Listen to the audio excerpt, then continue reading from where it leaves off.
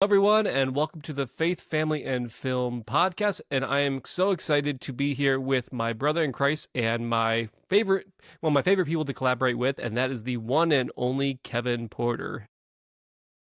Thank you so much for having me on, Aaron. I've been looking forward to your new podcast and getting on it with you. Yeah, no, it's very exciting. Well, I'm going to jump right into it because obviously a lot of people know you've been an actor for a very long time. So I am curious as how did you get into acting initially?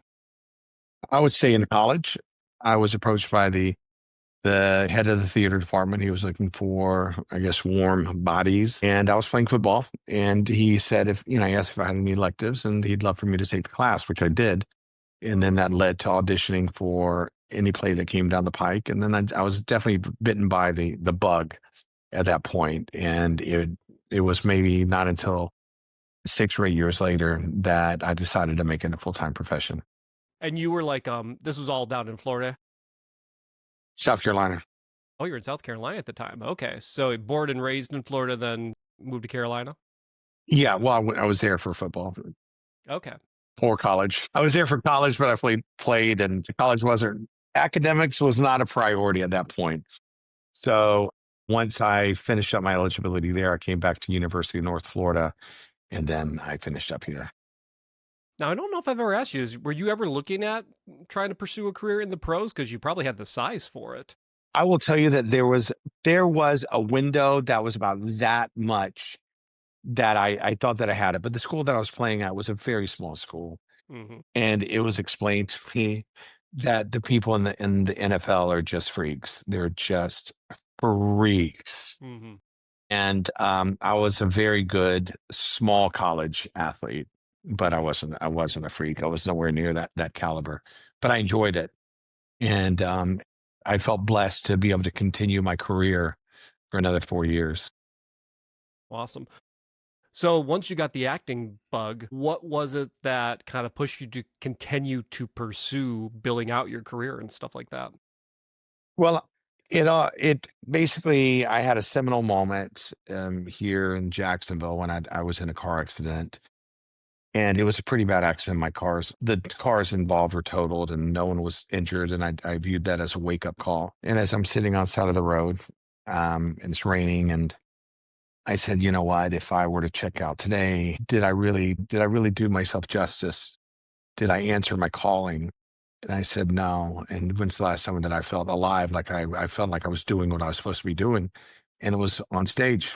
And so I said, well, I'm gonna audition for a local play, and it was A Man for All Seasons. No, it was Inherit the Wind.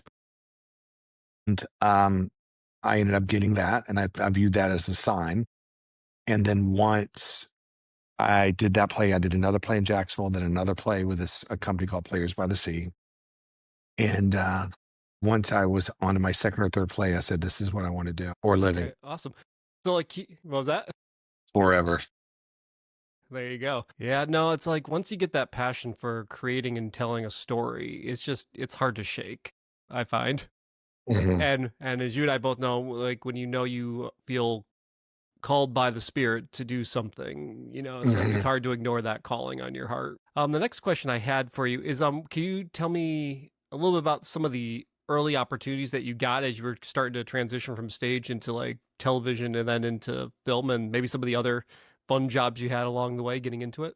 Yeah, I would if I moving out to Los Angeles, there are weird jobs that you can do. You can, for the most part, pay the rent by being in maybe some ancillary entertainment field. And so I got a job. I answered an audition for Warner Brothers, and I was booked as the live appearance Batman all around the world, malls, parades, things like that. That parlayed into going to Marvel Mania at Universal Studios on City Walk, and it was a restaurant. I was sitting there and I'm looking, I see there's a Captain America and there's a Spider-Man. They're going up to the tables as we're eating. Hey folks, how's the pasta? And I just thought that was the coolest gig. So I said, who does the casting? And they gave me a name, and I hounded him until he saw me, until he auditioned me. And so I did that. Then that definitely got me into the character realm. Then I got on at Disney. I was Tarzan down at Disney, which that taught me everything that I needed to know about character integrity, respect for the brand, for the icon under whatever banner that you're sailing. Then I went to Universal Studios at the same time I was at Universal, and I started as a Scorpion King, and then I went over to Captain America, Doom, Magneto, and I was there for about 8 years. And that entire time, I was doing that, but I was also auditioning. So I would be in the break room at Disney, and then I would see me up on the TV and on General Hospital. Now, and that was just, and at the time, I felt like I made it, and for the most part, I really had. If that's your goal and that's your passion, and you have someone pay you to do something that you love, and it doesn't matter if it's $100 or $100,000, it's a blessing, it's a gift. And so that was, even though I was on the bottom coming up, that was a highlight of my career. I think back at my character work, and it was just such a blessing because it really taught me. It taught me improvisation. Hmm. It taught me fearlessness. It taught me theater in the round, full 360 improvisational theater. Oh, there's no way for you to hide in the theme parks when you're a face No, character like Ed. You do. I'm sure you guys probably get some of the most bizarre random questions. oh, without a doubt, the conversations have to be organic. They have to be real, and they have to be in character, and they have to serve the story. Everything that I've used since then in front of the camera, or in anything that I'm doing in entertainment, because and a good friend of mine, Andre Gordon, and I talk about this a lot. The training he played, Forrest, no, Steve played Sherman Klump, and the training that we received on the battlefield uh, in the theme parks has served us so well in our career. And there is this fearlessness that you have, that you can handle anything that comes your way. Curious because like obviously there's like YouTube channels and stuff like that of like former Disney princesses talking about their experiences, but you don't really hear much about like what it was like for like the guy performers. Like, what was it? What did you enjoy from like the being like one of the guy face characters? Because there's definitely Yeah, not as many of those. yeah. I was. It was very hard for them to pass Tarzan's, and I was doing a show. I was doing South Pacific at Glendale Center Theater in Glendale, and one of my fellow actors said, "Hey, they're really looking for Tarzans. They're having a hard time finding Tarzans because you have to fit the build, the look, the temperament, and the improvisation." Hmm. And he said, "I think you'd be great. Can I pass on your information?" And I spoke to a woman by the name of Leslie Spencer. Spence, wonderful lady. She brought me down, did a full blown audition, and the next thing you know, I'm Tarzan at Disneyland. And then they put us through this training, which was incredible. And I can apply that training in everything that I do today. And it was truly a gift. And so these were little things like that, just these little side, I will call them the side hustles that you string together to pay the rent, and always networking. I remember there was one time that I was up for a role in According to Jim, the Jim Belushi show. The day before, I was working as Tarzan, and I was off the chains down there. And I remember I was climbing a tree, and I went to pull myself up, and a branch like jabbed me right in the eye, and it scratched the cornea, and it was brutal. And so it was pretty ugly. It was blood red. It was swollen. And so I go into the audition, and I have my sunglasses on, and kind of it's a general meeting with the producers and the director. And I knew one of the producers, so he brought me in. And then and no one asked me to take the sunglasses off. But I know they're wondering, just what a jerk, or why does he have sunglasses on? And then I had to Hmm. address it. And I said, the reason why I have the sunglasses on is I was working at my day job, and I was climbing a tree, and it poked me in the eye. And then I took it off. And I, ooh, and they knew that I wasn't lying. And they said, "Well, what's your day job?" And once they asked, I knew I was in, because it's pretty interesting. I Hmm. said, "Well," and I just would feed them a little. What's your day job? Well, I work at Disney. "Oh, really? What do you do?" "I'm a character." "Oh, really? What character?" "Tarzan." Boom, boom. That And was then they're the like, "Oh, that well, was it. dang, Tarzan." And because there's a mystique there. Hmm. And when I was there, I was one of the very few male characters, and not only that, Tarzan was kind of a mysterious character because we weren't kids. There's maybe 4 or 5 of us, and the majority of the princesses were 18, 19. You know, we were late 20s, we were grown, we were jacked.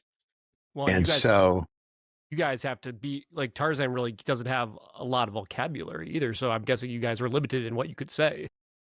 yeah, we were absolutely trained, and we had to be pretty clever in how we spoke. And it's funny because just through attrition, the first year we had 4 or 5, second year we had 3, third year 1, fourth year 1, and that was just me. Hmm. And either the other guys just got tired of it because it's a tough gig, or they just, were somehow just, eliminated. But it was a great experience, and you're right. When I would go to the lunchroom, you'd have like the whole like line of all the princesses, and they would all sit together. And I didn't have anything in common with them, so I would just kind of sit by myself, and that kind of maybe fed into the mystique. But it wasn't that. It's just I just didn't feel comfortable just sitting around, an 18-year-old Cinderella. I didn't know what we would have to talk about. Yeah, different experiences are a little bit different there, I think. Yeah, but there wasn't a single moment that I didn't feel like the luckiest person in the world being there. It was such a gift. And so when I see, because yourself, you're an annual pass holder, I believe, and you go there a lot. Yeah, If you're not yeah, frequently enough. not an annual pass holder, you need to be. And there's people that get it, and there are people that have worked there that they speak ill of it, and that kind of I just say, when people ask me, but I say, well, they just didn't get it. They didn't get it. They didn't buy into it. Maybe they didn't drink the Kool-Aid. Maybe they weren't brainwashed. I don't know, but I happily was happily, because I would see the reaction on the children, and that's what it's all about, is the children, and it's about a team. And I'm the one that's able to hold the children's hand, to drop down to a knee, to speak to the children, look into the children's eyes, and they see me as Tarzan, but they don't see the hundreds of people behind me that their sole job is to get me in that position to meet that child. The makeup, the seamstress, the casting, even the cast members that do the maintenance. There's a lot of people that go into this, and I've never lost sight of that. I'm just blessed to be the face, but without all of those amazing people that have put me where I am, I wouldn't be there. And I am very gracious, and always have been, to those people, to thank them for allowing me to portray this character, because without them, I wouldn't be there. Well, and I can see how like how you're describing it. I can see how you took that attitude you just talked about, and I've seen that now carried over into the work I've done with you, and you bring that same attitude and that same graciousness to the set every single time. So clearly, it was kind of forged during those years in the theme parks. It's appreciation, and it's not work. It's not work. And it's often said that an actor, the work is getting the job. Once you have the job, then you just enjoy it. You enjoy it. And the greatest things that you could ever hear on set is, "See you tomorrow. See you tomorrow. You'll be back tomorrow." That's the first thing. Just for fun, like which of the characters that you played, which was probably the most fun for you to play? I'm going to have to say Tarzan. Hmm. I really am, because I was very intimate, and I was very innocent, and I was jacked, and I was motivated to be that way, because when you're in a loincloth, you don't skip a workout, and you stay away from foods that you need to stay away from, because it's your job, and you don't want to feel uncomfortable. You don't want to have angles or areas that you're Hmm. not 100% confident in.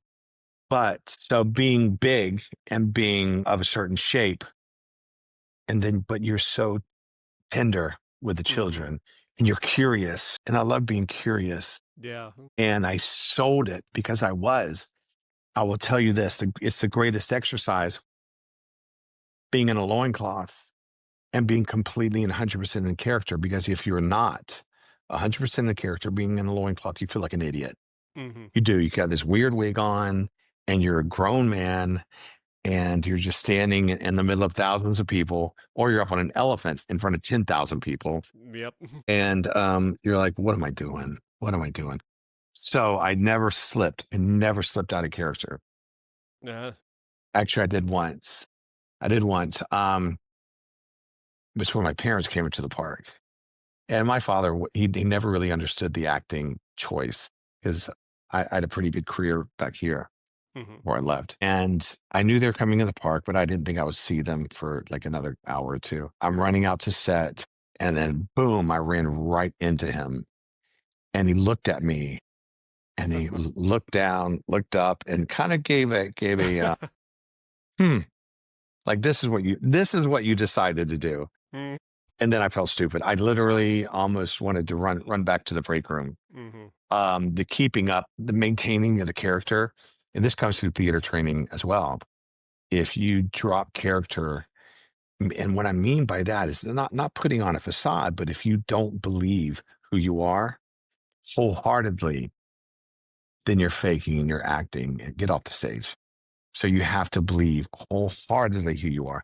And that was, I would say, forged in wearing a loincloth and just literally believing who I was 100%. And that was a, I don't know, just a protective mechanism for me to not feel like an idiot. But I was Tarzan. And that was hands down my favorite character. Yeah. So, can you describe for me what would you consider would be big moments in your acting journey? Like, what were some of the big opportunities It's that you got? I've had the greatest opportunities and the greatest misses, near misses. And I was talking to Doug about that the other night.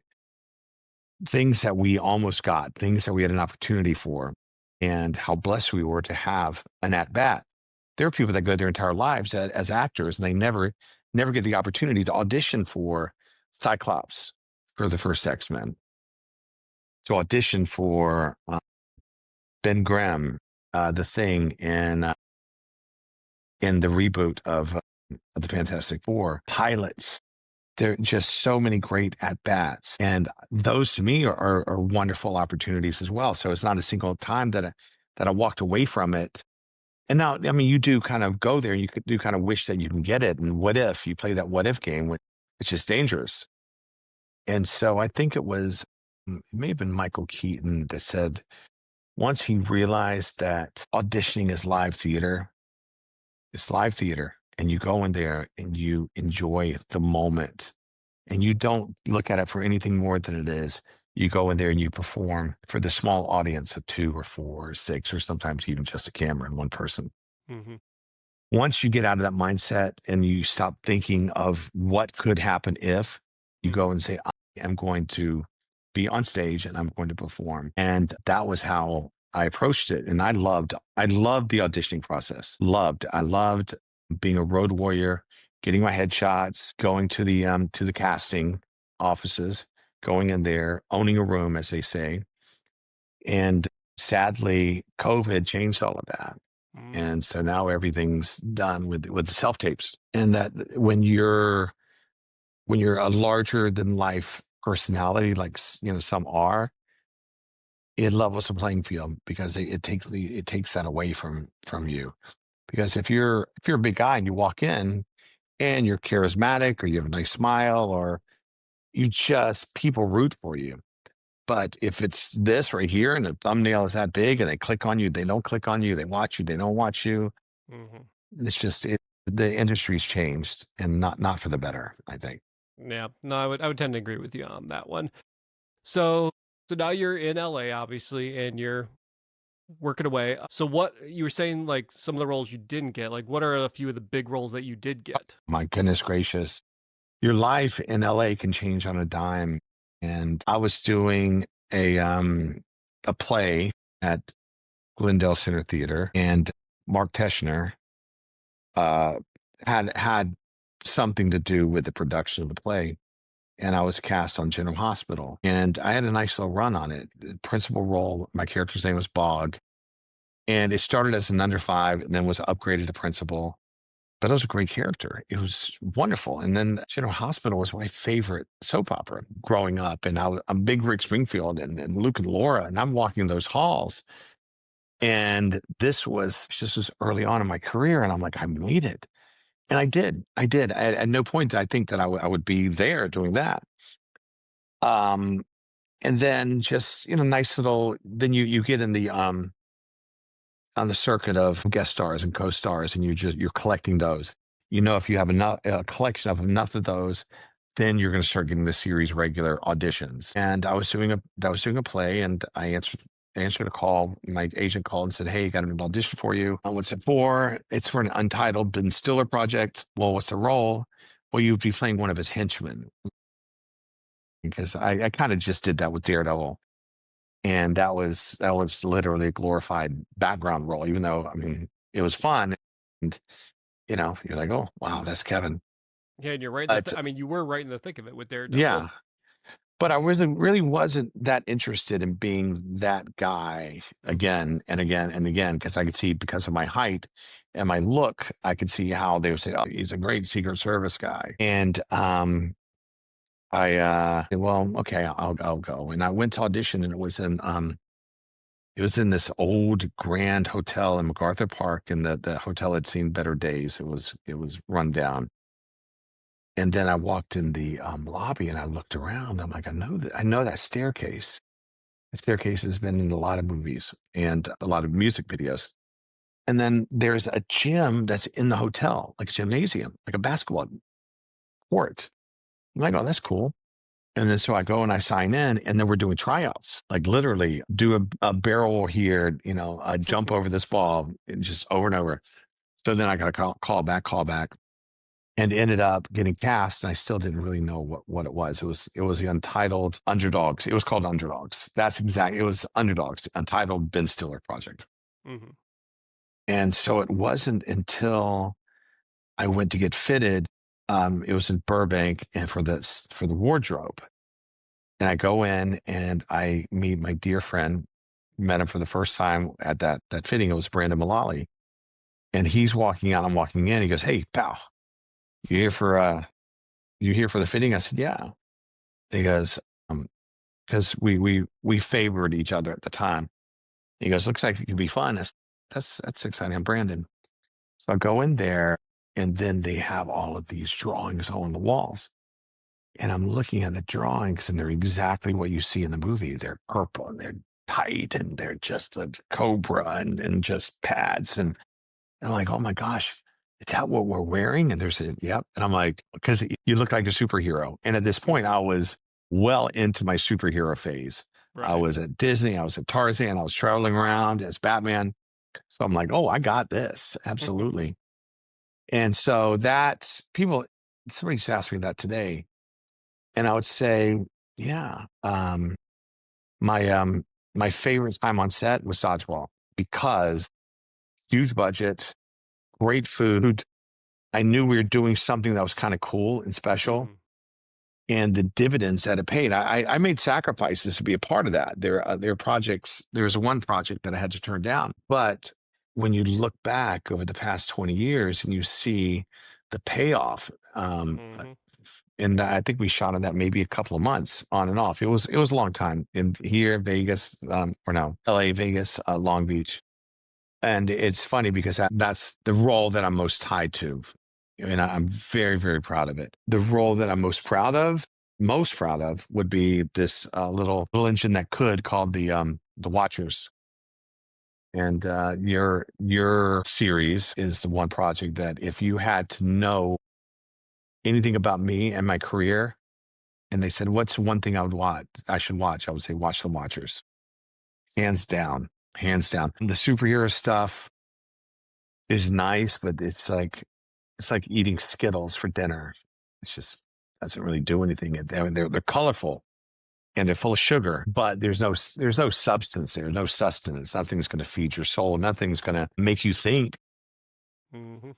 What you think is, wow, that's cool, which is cool. But The Watchers, and there's a few others, but I felt like I was doing something of service to the people out there. And And if I could lean into faith-based Christian projects, I would do that exclusively. Hmm. Which actually leads me to my next question, which was like, as you were kind of like starting up in LA and you were starting to get these roles and stuff like that, did you find like your faith was playing a role in how you were living your life as you started acting and you were starting to get these roles, or how was it kind of affecting your life at that point? Well, I wasn't 20 or 21 when I came out. I was in my late 20s. And so I was pretty focused, and I'd never been to party. I've never had alcohol. I've never so I didn't get sucked into that life, so to speak. I had my faith, I had my beliefs, and it's not something that I hid. But as I was there longer and longer and longer, I remember being at a party and feeling I don't know, singled out because I was a heterosexual Christian male. Yeah, yeah, I felt singled out because everyone that was going up in the party was an Oscar party, and I just felt like people would look at me every time someone would trash one of the one of the types that I'm a subset of, and I guess I'm a subset of a lot of them. An able-bodied. I'm just like, well, dang. And then I realized that I have to keep my faith to myself.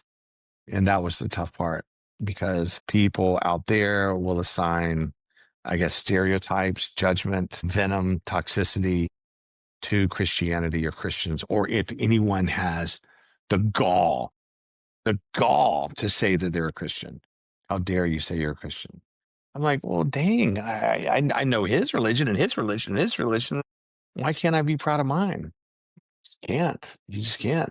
So like were there like a challenging moments where you like had to pick between like your faith and like potentially a role you may take? Yeah, there was actually. I was up for a Pam Grier series, and I found it a sexually exploitative scene, and it had I think her character writing it, my character, and it. I played a doctor, but there was a fantasy scene, and I'm on my hands on my knees, and she's on my back riding me, and I've got like a ball gag in my mouth. It was just. I said, I'm not going to do that. And I was cast based off of my readings. And Hmm. when they send you the sides, they don't send all of it. And so when I was cast, I got the entire script. And I looked and I saw that. And I said, I can't do that. I can't do that. My mother's going to watch that.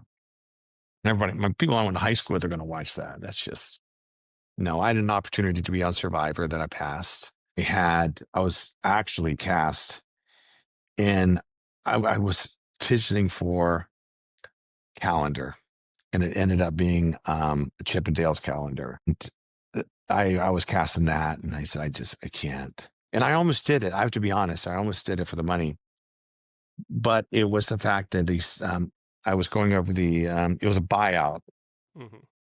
and the rate was pretty good. The rate would have paid rent for a few months. And when you're out there, you're just going from job to job. And I think the thing that killed that was, and it was just, like a shirtless fireman. Hmm. And I think the thing that killed it is that they could assign the use to anything that they chose. Ooh. So my image as the, shirtless cowboy could be on greeting cards, could be Hmm. anywhere. And I would have no control over it. So I said, well, and I tried to counter saying, I will do this, but I just want it exclusively for the calendar. And they said no, that they Hmm. own the images to reassign. Hmm. So that was these are things that I'm glad I passed on. There wasn't a single moment that I regretted passing on those. As far as do I regret passing on really anything? No. Meaning, yeah, do I really regret no, I don't think so. I think I've got a good instinct Yeah. on what would work for me. Yeah, for sure. I know one thing you've told me before is that in Los Angeles, there's like, you described it as like, there's the code and the code words and the phrases that you use Oh when yeah. you're a Christian trying to survive. Can you like Yeah. tell me a little bit about what that was like and like, Well, yeah, it's like when I would say the universe. Well, I'd listen to the universe. The universe is Christ. The universe is the Lord. And so I would use terms like that because I can't, if I were to say, well, Christ led me in this direction, it would turn a lot of people off out there. It really would. So I say I'd listen to the universe. That's one, or my moral compass. And if you speak in code enough, people know what you're talking about. Mhm. But you can't say the words like Christ. You can't say words like the Lord. You just can't, because then the people will put you over in that category. And like, did you find that there were a lot of were there a fair amount of people that you found were using the same code with you some of the times, or was it? Absolutely. Oh, absolutely. Yeah, yes, definitely. And there's an assignment that people give, that if you're Southern, you're conservative, you're right wing Republican. If you're Christian, you're conservative, you're right wing Republican. And I just didn't want to get caught up in any of that stuff. Any of that stuff. So, and what I did find is that I surrounded myself with people that are on both sides. And, we were all, whatever side that we leaned towards, we were all closer to the middle than most of the people out there. Okay. So I'm gonna test your memory of history here. Do you remember how we first met? In person Hmm. or on, oh yeah, it was a Comic-Con. I'm going to take a big guess and say it was 2019. It was actually 2016. Oh, okay. All right. 2016. You know what? You're absolutely right, because I was there for a couple reasons. I remember you coming up to me, talking to me, and I had put together the program, the DC Superhero Girls. And that's exactly it, Susan. I'm sorry about that. It was 2016. And I remember that very well. And I was with, I think I was hanging out with Casper and Jenny and the whole group. But I remember when you came up to me, Hmm. I was with, do you remember the DC Superhero Girls that I was overseeing?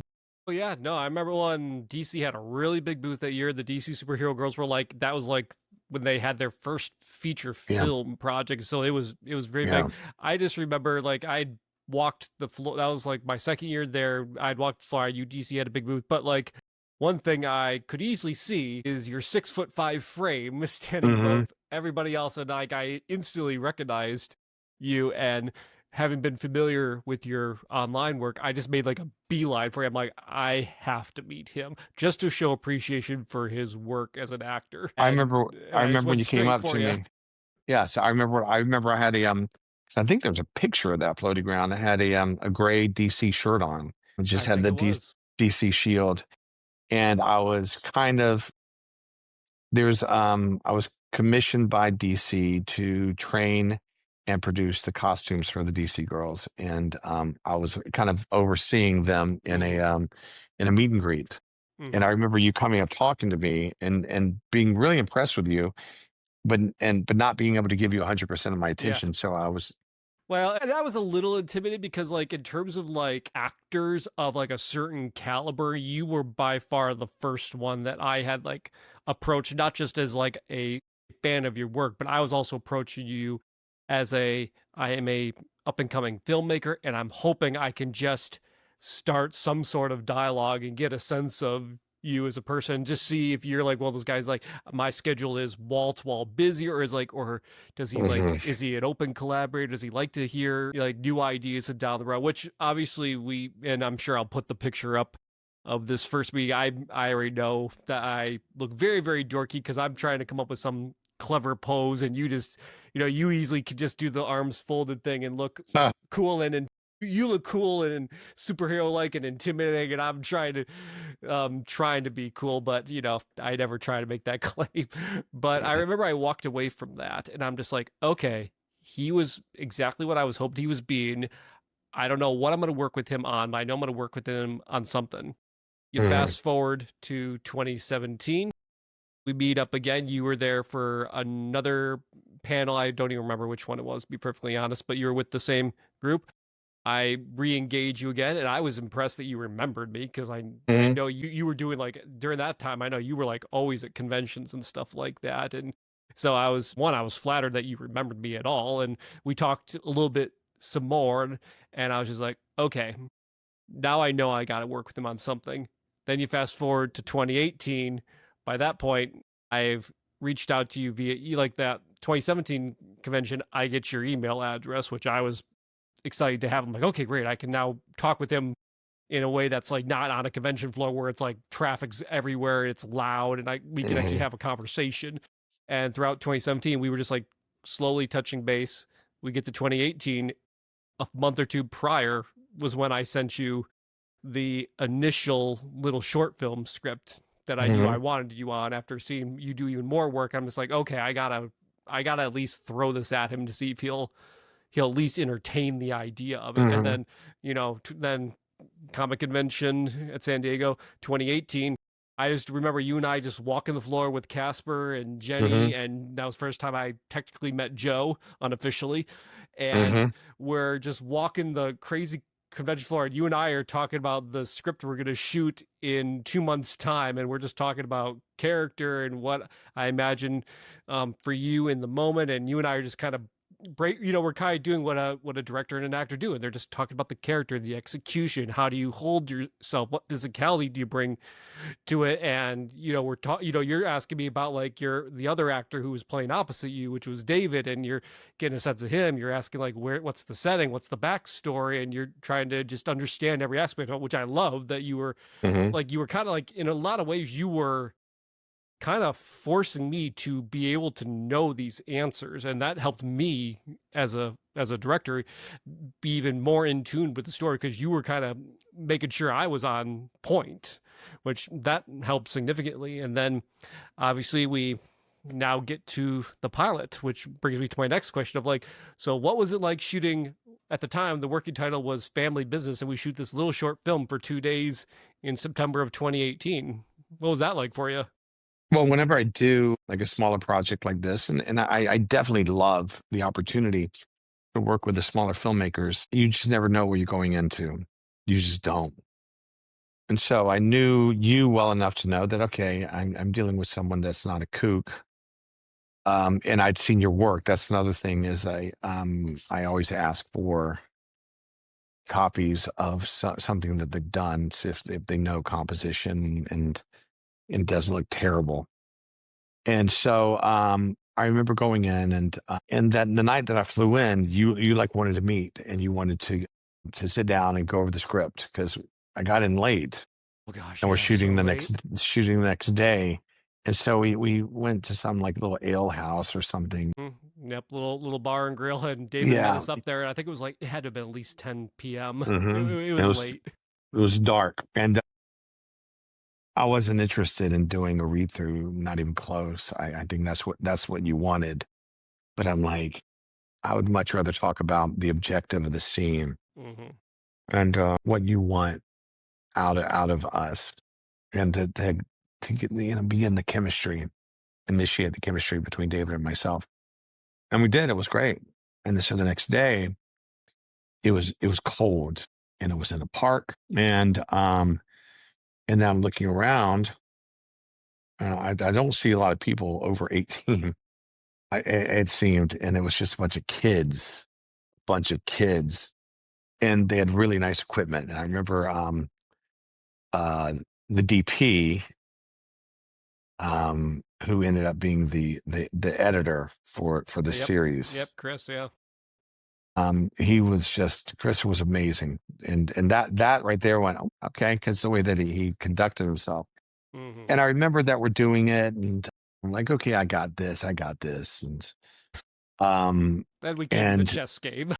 yeah, well, that was, I think, a mistake that, but I appreciated the enthusiasm and the vigor to which you were committed to every move. But We learned from that though. and one moment that you earned my respect and my trust, and I think that hopefully in that I earned yours. There was this moment, a scene, a line, and it was about my father, which was you know, God. Hmm. And I was playing it heavy. I was playing a Batman, and you're like, I would like you to pursue something that is not as easy for you. I would like you to pursue something with vulnerability. And you said, I can't take you there, and I'm sorry. If you could find it within yourself, he said, because the way you're doing it is great, and it's easy, but it's just not organic or inspired. It's not who you are. I remember that. And I remember going, damn, all right, okay. Well, because like when I think that was one of the things that I was excited to work with you because like I wanted to give you something that I you in the roles you'd been doing around that time. Like, and I think you and I had discussed this. Like, you hadn't really been doing a lot of roles that had been pushing you, and I think that was like my personal goals. Yeah. Like, I want to see if I could, as a director and an actor relationship, I want to give you something that you could push yourself and go deeper with. And I wanted to go deeper with you. With the Watchers, the series, we'll skip over it, but we shot the pilot. It was great. And then yeah, you just you don't hear anything. And Yeah. you had sent it to me and it was very nice. It's something I'm proud of. It was just a nice little slice of life. Hmm. But then you said that you were expanding it and turning it into a series. I'm like, okay, that's Well, exciting. well, and the crazy thing is that I'm sure you were probably used to this all the time in LA. Like sometimes you just don't hear anything. But No, no. can you tell me what I mean? It was probably one of the best phone calls I ever got to make was, Yeah. like a year and a half later, I got to call you, and I think I actually called you by your character name of Michael, Yes. and Are you and sitting down? yeah, and I think it took you a split second, then you were like, Yeah. what? So can you Yeah. tell me what that was like? I remember exactly where I was. I was in my condo and I was in the kitchen and I saw anytime Aaron Greer calls, I pick up. And so I answered, Michael. I said, yes. Are you sitting down? Do I need to be? Yes. And that's when you said we were greenlit for the series. And the series itself was one of the most rewarding and one of the most difficult things that I've ever done in my life. A lot of it was self-imposed. A lot of it was what the challenges that I'd been going through, and they were legit and they were heavy challenges. And the Watchers came along at the perfect point in my life to give me an outlet to somehow make sense of the tragedy and the loss that I was almost experiencing real time. And I didn't hide from it. I used it. I sequestered myself. And whenever I'm on location, uh, I don't socialize that much. I'm there to work and I enjoy it. And I do my socialization on set. Otherwise, I'm in my hotel room and I'm going over my lines for the next day. And I was in your I asked you if I could stay with you. I was in your basement. Yep. Well, when you And found out I had a guest bedroom and right across the hall was yeah, a fully equipped gym, you were just like, yeah, "Oh, please, please, there." yeah. And I felt very safe there. And I wasn't eating much because I just come off of Legend of the White Dragon, where I was a monster. They were the opposite. They didn't care what my content was. They just wanted me to be big and Hmm. huge with a beard and just big. And I was all for it. And I went for it. But then I turn around, I'm doing something of substance and the size isn't really needed. So I was just trying to bail as quickly as I could. And so you were kind and you had a little cooler down there and I was eating very little. And it was just daily, daily, daily, daily, daily, just these big monologues. And every day I would have like a guest star come in. Every day I would have a guest star come in. Every day I would have a guest star come in.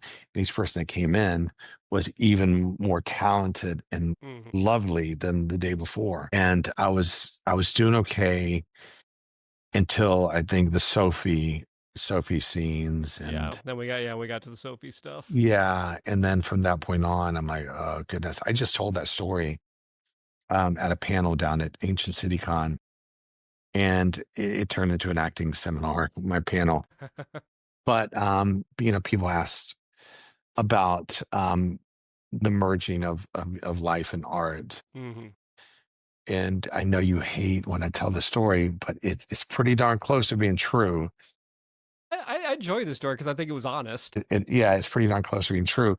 When I'm in this moment with Sophie, and it was just heavy. And a lot of times in our real life, we put walls up, or if we feel ourselves going there or getting upset, that wall will come up. But as actors, we have to keep that wall down to keep the communication, and we strip any veneers that we have. I kept it down, and I was allowing, everything that I was feeling over the past month and a half to come out. And it was very honest. And it was moving to me. And so I didn't get through it, barely got through it, meaning, but it was all in context and it applied. Everything applied. Everything I was feeling, it applied. And then so I remember I left and I walked through this little lobby area. And then I go back to my dressing room and I just needed to be alone. And everyone had so much respect because it was super heavy and it was a beautiful moment. And people are like, okay, Kevin's not faking this. That's not acting. And that's the most beautiful moments is when there is no acting. And then I hear the door open and I'm just kind of leaning over and I hear, "Hey buddy, it's you." Like, "Hey, and you're all right?" I said, "Yeah, yeah." And you said, that was really something. That Hmm. was really something. I said, "Thank you." I don't even know. I said, "Thank you," because I had no choice. Yeah. And he's like, I could definitely tell, the pain that you're going through. And I said, he went, "Yeah, that was great. Can you do it again? You got another take in you?" And I remember saying, "Was it in focus? Yeah. Was it audio? Okay, yeah. Were you proud of the composition? Yeah." I said, "I'd rather not." I don't know if I did or not. I may have sucked it up and been a trooper, No, but I think we only have one take yet. yeah, So. yeah, because Aaron, if I would have gone in, I would have just been a facsimile of what I'd just done. Hmm. And a moment exists in that microsecond, and just by virtue of it existing, it destroys its existence. Hmm. And so it's impossible to get it back. And especially when it's something as I don't know, as sensitive as mine was. Yeah. If I were to go in, it would have been I would have been acting because at that point my walls were up, boom, boom, boom, Yeah. and I'm like, I do not want to feel that way again. And so I appreciated you respecting that, but it Yeah. was Well, so funny. and it It was was one of those great. things where it's like I knew we weren't gonna get anything better from my perspective. I didn't know how it could be possibly better, but like I remember my motivation going into the room was like, one, make sure you're okay, because I was like one of like two, maybe three people who knew what you were coming in with. Like nobody Hmm. else, like most of the crew and definitely pretty much all the cast, they did not No. know what you were coming in with. So I was one of the few. So that was why my first priority was one, and this was not director checking out actor. This was friend checking on friend, Oh first no, I and got that. foremost. No, And I and, got that. and I remember my motivation was like, okay, I want to make sure he's okay, and then Come here, baby. I want Come him, here. and I want it to be your choice, as because like as an actor, I know sometimes actors were like, I wish they would let me just have one more bite at the apple. But I was just like, I'm gonna let it be his choice. If it's not, if he doesn't want to do it, we're not gonna do it. So it's yeah, I mean, one of the greatest things I think Watchers gave to you and I. Not only was it a great project to work on, but I felt like it really deepened our relationship both as coworkers and as friends. Like I think that just Easily. really was an amazing bonding experience, and I'm really proud of how Watchers came out. Like I really am.